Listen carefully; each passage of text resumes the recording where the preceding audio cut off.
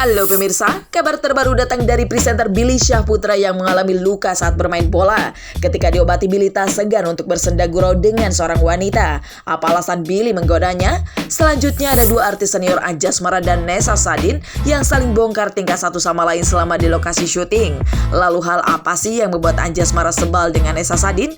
Kabar lainnya datang dari suami Nindi Ayunda Askara Prasadi Harsono yang telah menjalani sidang pertamanya. Dan benarkah dakwaan 3 pasal sekaligus itu akan membuat suami Nindi berada di balik jeruji besi puluhan tahun? Dan terakhir, penyanyi Sandi Sandoro memberikan pandangannya perihal peraturan pemerintah soal royalti musik. Nah, seperti apa tanggapan dari musisi andal tanah air itu?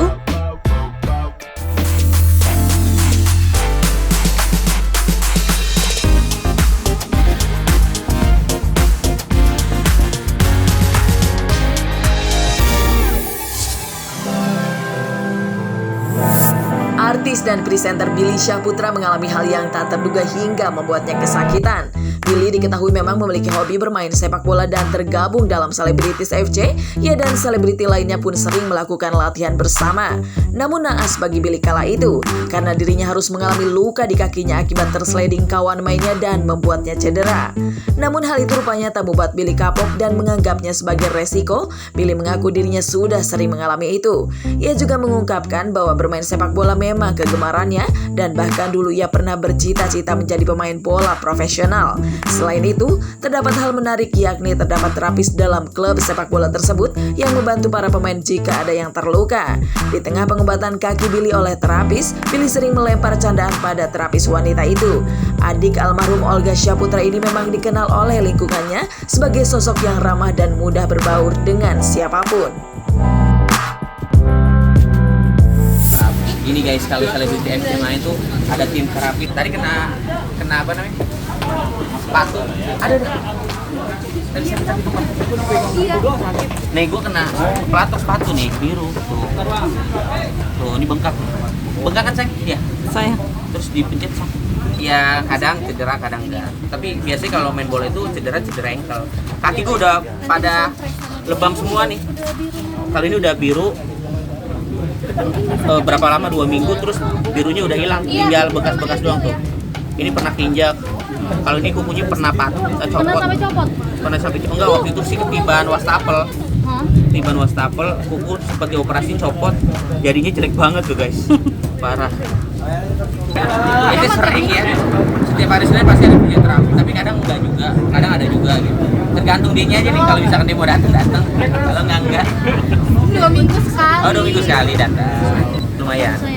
Apalagi yang megang cewek cantik. Kalau ganteng mah beda. Udah lah, udah biasa. Ketika tadi gua di sliding terus kena apa? Full sepatu terus ya udah. Ada sempat yang gimana? Ini emang udah konsekuensinya main bola. Kita nggak perlu harus marah, kita nggak perlu harus emosi. Udah konsekuensi, yang penting dia nggak sengaja. Terus kalau kita marah berarti ambil profesional kita sebagai olahragawan sepak bola. Jadi udah biasa lah. Yang penting nggak sengaja. Memang nggak sengaja. Dia lagi sliding, kalau udah biasa. Kalau sakit paling sakit orang kampung, masuk angin. Tapi kalau misalkan kita udah hujan-hujanan terus langsung disiram kepalanya pakai air udah aman. Kalau nggak disiram dia itu sih pengen banget. Gue tuh pengen jadi pemain bola karena kondisi nggak memungkinkan, akhirnya tertunda.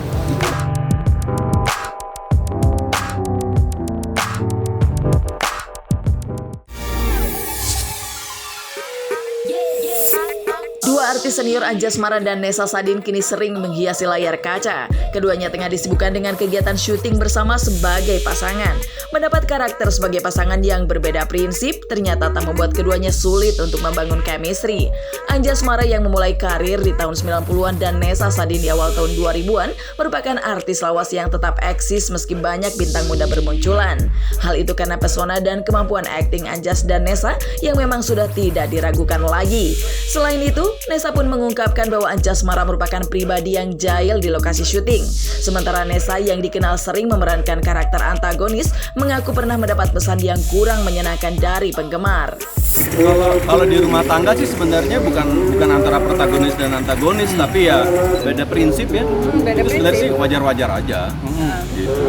Nyebelin orang dia kadang pakai serang godain kalau lagi take. Dia jahil. Ya kayak tadi lagi take gitu kan, aku lagi serius dia kasih muka-muka yang lucu-lucu gitu. Oh itu pasti sering banget komen-komen dari netizen yang agak lucu kalau menurut aku. Tapi semua itu nggak apa-apa, berarti mereka terbawa sama peran kita. Kalau marah-marah iya di dalam inbox penuh marah-marahnya, tapi biasanya kalau dia marah karena Anita aku nggak apa-apa, tapi kalau dia bawa nama pribadi, nah itu yang aku marah. Pasti pernah. Dan aku menegur, aku suka bilang jangan kebawa-kebawa tokoh kita di tokoh karakter kita di sinetron sama Nessa Sadin. Jadi kalau mau komen Anita, bukan Nessa Sadin gitu. Bener, aku mah sebel. Ya habis deh gitu sih, sama anaknya jahat. Sama dia juga pelit. Sama bini pelit dia. Enggak lah, Iya, kan pelit. kamu segala macam dikasih, cuma kamu pengen lebih aja. Emang pelit dia orang pelit. Enggak, Begitu. enggak. Tebak dulu dia. Orang dia dikasih 50% saham kok. Oh gitu. 50% harta. Tapi ngeliat Tapi kenapa harus jadi sama pacarnya? Dia minta. tapi statusnya si istri ya. Kalau istri tapi banyak ceraiin sih. Beneran kadang abis take kita masih ngomelin sesuai dengan karakter, kayak dia jadi jadi Arga, itu masih Arga marahin Anita sesudah take. Iya kayak Contohnya? Kayak tadi pas kan tadi dia ditangkap polisi. Iya bener, tangkap polisi. Terus aku kan ketawa kan, aku bilang bagus dia di penjara, nanti aku nikahin anak kamu sama Ken. Dia marah gitu kan, awas kamu ya. Aku panggil orang, itu sebenarnya nggak di skenario. Itu biru. Ya kalau sebenarnya sih yang pertama harus ikhlas itu aja. Dan aku ngelihat Nessa marahinnya dengan sangat baik. Dia ikhlas banget sampai gue sebel.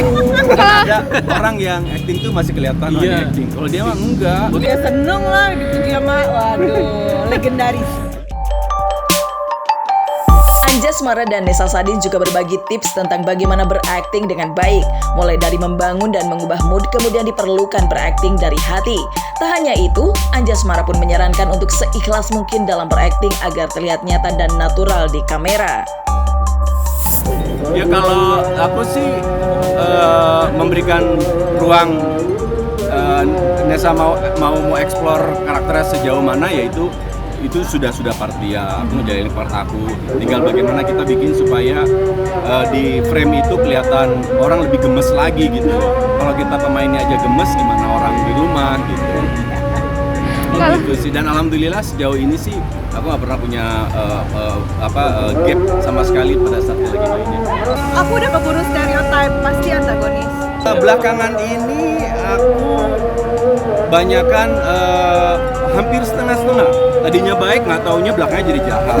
Tadinya jahat, nggak taunya jadi baik. Abu-abu. Ya aku baca scene sebelumnya sama scene sesudahnya kayak gimana. Selalu baca itu sih. Gitu. Soalnya kalau misalnya sampai kita miss sebelum sama sesudahnya, pasti nanti akan ada ada sebuah celah ruang di sana yang kayaknya kok nggak nyambung gitu. Kita tuh udah harus bawain segala sesuatunya natural. Walaupun aku antagonis, ketika aku marah tapi itu sakit banget, harus nangis. Dan di sini tuh emang sutradaranya kebetulan kan agak-agak strict ya. Jadi ya walaupun dijeritan marah, air mata itu nangis beneran. Walaupun marah tapi kita harus keluar air mata, pakai hati. Ya kalau kita sih jalanin aja sih ya. Kita pokoknya ya itu balik yang awal, kita berusaha seikhlas mungkin maininnya supaya karakternya jadi real di kamera gitu.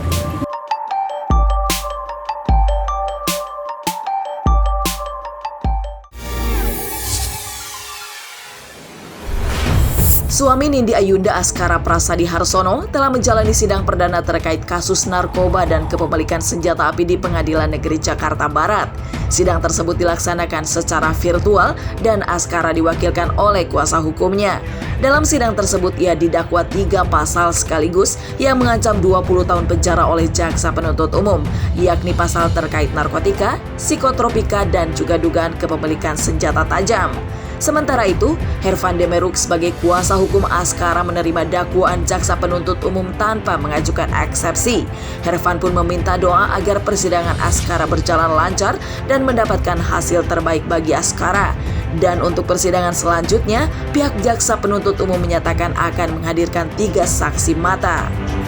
Hari ini sidang pertama untuk Mas Askara, agendanya seperti yang teman-teman sudah saksikan sendiri adalah pembacaan dakwaan. Kemudian yang kedua, saya minta doa untuk Askara, semoga proses ini bisa cepat selesai dan hasilnya yang terbaik buat Askara. Antara undang-undang psikotropika, narkotika sama senjata api. Kalau apa nih? Kalau misalnya psikotropika maksimal ke 12, kalau misalnya senjata api kan 20. Itu ya. Sementara tadi di muka persidangan sampai ke 3. Sementara ini masih penangkap ya, saksi penangkap. Nanti kan ada saksi sipil juga.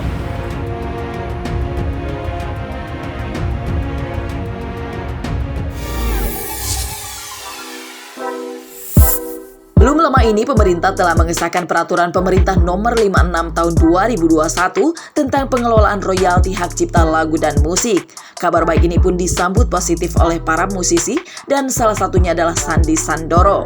Pelantun tak pernah padam ini turut memberikan tanggapannya terkait PP tersebut. Menurut Sandy, nasib musisi tanah air memang perlu diperhatikan pemerintah agar penulis lagu mendapatkan royalti yang semestinya. Selain itu, Sandy pun menyatakan bahwa peraturan pengelolaan royalti dalam penggunaan musik secara komersil itu membutuhkan regulasi yang jelas. Itu saya sih alhamdulillah ada peraturan ini akhirnya yang juga menguntungkan buat penyanyi, penulis lagu, dan ya semuanya kan fair aja. Positifnya di sini ya si penulis lagu dapat duit juga. Misalnya ada orang yang bawa cover lagu dan kemudian dia earn money dari situ, ada share-nya dari si penulis lagu yang emang dia harus dapatkan karena memang di negara-negara yang udah established kebijakan music policy-nya ya emang seperti itu, kayak di negara-negara maju seperti UK, USA, Germany, France, Jepang, Korea, Malaysia, Singapura. Ya, ini fair. Jadi mungkin misalnya ada seniman penulis lagu dan penyanyi, dan mungkin dia juga misal dia cuma punya one hit wonder, mungkin nanti ujung-ujungnya dia akan selalu earn money setiap tahun. Lagu itu diputar terus berkali-kali sepanjang masa, dia hidupnya nggak bakal susah. Nggak ada lagi penulis lagu yang notabene-nya misalnya istilahnya di akhir hidupnya nanti jadi I don't know, nggak bisa bayar uang rumah sakit, dan kan kasihan dia. Mungkin dia punya beberapa hits yang bagus dulunya waktu di masa karirnya, tapi ketika ya karena nggak ada aturan seperti ini ya dia earn money-nya cuma dari off air, jadi nggak adil sih. Dan seperti ini yang memang kita harapkan, karena memang di negara maju seperti ini udah 30 tahun lalu. Ini kan sebenarnya modern music culture ya, dan Indonesia ya sebenarnya bukan kultur musik Indonesia juga ini kan. Modern music culture, pop music ini datangnya dari barat, dan ya wajar aja kalau kita ketinggalan. Apalagi saya sih nggak apa-apa, asal kalau misalnya dia apabila dia mendapatkan uang dari situ, jangan lupa share ke si penulisnya gitu aja. Tahu diri aja hidup. Kalau saya hidup tuh tahu diri aja dulu, lagu dari siapa gitu loh. Lo ngetop gara-gara lagu siapa.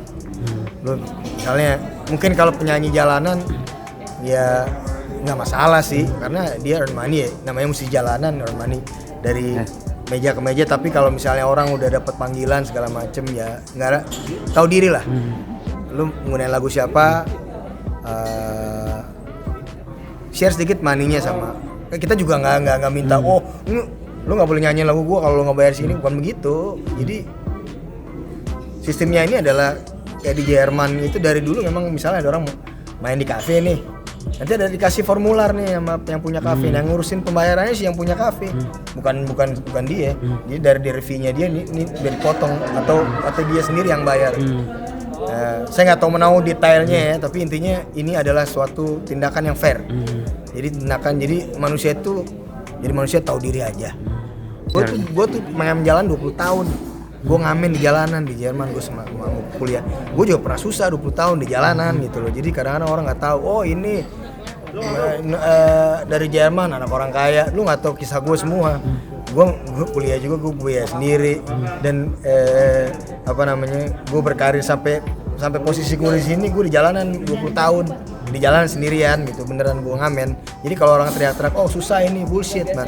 Semua orang pernah susah, cuman ya berhenti mengeluh lah, berkarya aja.